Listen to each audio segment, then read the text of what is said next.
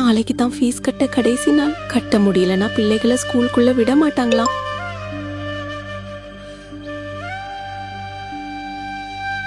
கடவுளே, நான் என்ன பண்றது? இப்போ நான் யாருக்கிட்ட உதவி கேட்பேன்? 1ஆம் வகுப்பு முதல் 12ஆம் வகுப்பு வரை எந்த குழந்தையும் கல்வி இடைநிற்றலுக்கு ஆளாகவே கூடாது என்று எண்ணுகிறோம். அந்த எண்ணத்தின்படி ஒவ்வொரு தாய்க்கும் அல்லது பாதுகாவலருக்கும் ஆண்டுதோறும் 15,000 ரூபாய் பொருளாதார உதவி தொகையாக வழங்கப்படும்.